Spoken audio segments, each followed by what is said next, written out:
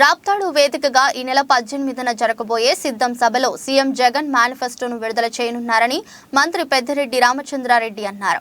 రాప్తాడులో సిద్ధం సభకు సంబంధించిన ఏర్పాట్లను ఆయన ఎమ్మెల్యే ప్రకాష్ రెడ్డితో పాటు ఇతర నాయకులతో కలిసి పరిశీలించారు. ఏర్పాట్లు వేగవంతం చేయాలని, ఎక్కడ ఎలాంటి లోటుపాట్లు ఉండకూడదని పెద్దిరెడ్డి ఆదేశించారు. ఈ సందర్భంగా ఆయన మాట్లాడుతూ 18న సీఎం జగన్ కీలక ప్రసంగం చేయనున్నారని, అది రాష్ట్రానికి దశను మార్చబోతుందన్నారు. మేనిఫెస్టోలో ఏముంది అన్నది ఒక జగన్ కు మాత్రమే తెలుసన్నారు.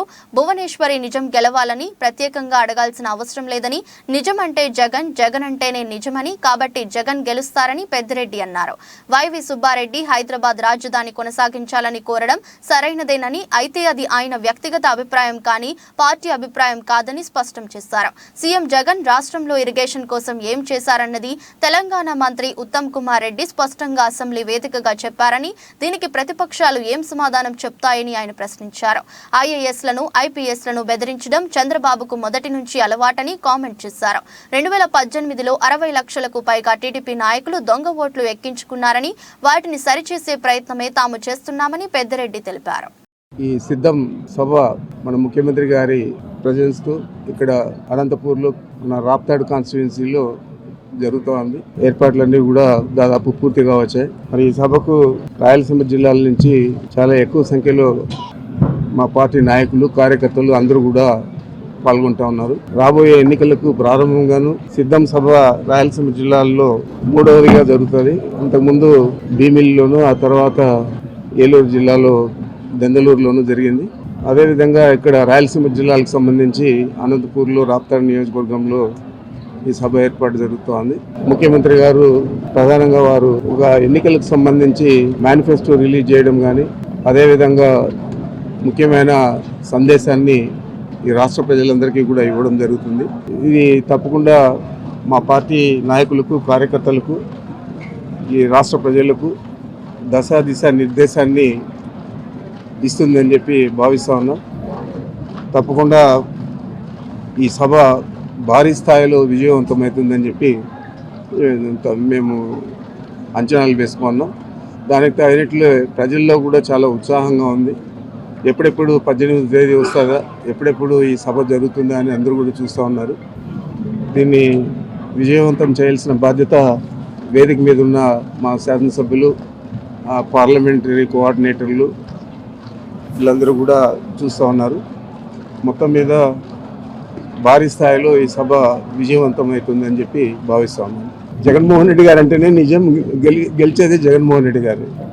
ఆమె ప్రత్యేకంగా చెప్పనక్కర్లేదు. తప్పనిసరిగా ఇది ఒక పతనావస్థకు చేరింది తెలుగుదేశం పార్టీ. ఇంకా రాబోయే రోజుల్లో ఇంకా దారుణమైన ఫలితాలు తెలుగుదేశం పార్టీ చవి చూస్తుంది. ఇది ఆరంభం మాత్రమే. ఆ రోజు పోతిరెడ్డిపాడులో రాజశేఖర రెడ్డి గారు ఉన్నప్పుడు, ఇప్పుడు ఏదైతే నిన్న ఉత్తమ్ కుమార్ రెడ్డి గారు చెప్పారో దాంట్లో సగభాగమే పోతిరెడ్డిపాడులో నిలబెడితే మా శాసనసభ్యులే అందరూ కూడా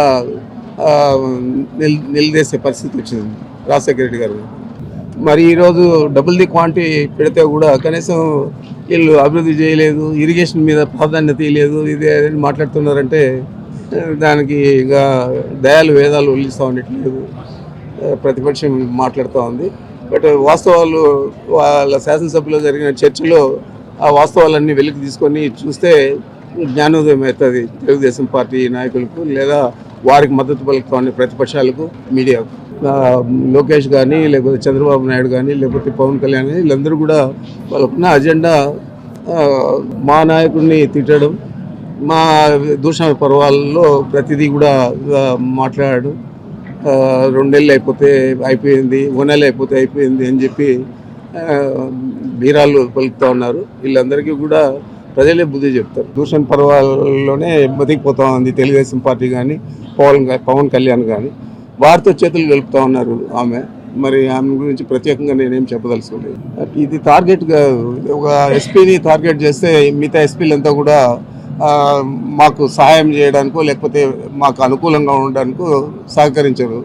అదేవిధంగా ఐఏఎస్లు కూడా ఆ విధంగా బ్లాక్మెయిల్ చేయడం అనేది చంద్రబాబు నాయుడుకి మొదటి నుంచి కూడా అలవాటు. కాబట్టి దాన్ని ప్రత్యేకంగా మేమేమీ అనుకోవడం లేదు. మాకు న్యాయబద్ధంగా ఎన్నికలు జరిగితే చాలని మేము భావిస్తున్నాం. తప్పు జరిగిందంతా 2018లో ఎన్నికల ముందు జరిగింది. 60 లక్షల పైన దొంగ ఓట్లను చేర్చారు. కొన్ని కాన్స్టిట్యున్సీలు అయితే గెలిచేటి మేము ఓడిపోయాము ఈ దొంగ ఓట్ల వల్ల. మరి ఆ పరిస్థితి నుంచి ఇప్పుడు ఆ దొంగ ఓట్లు లేకుండా సాదాసీదాగా ఎన్నికలు జరగాలనే ఆలోచనతో మేము కూడా శ్రద్ధ తీసుకొని చేశాము.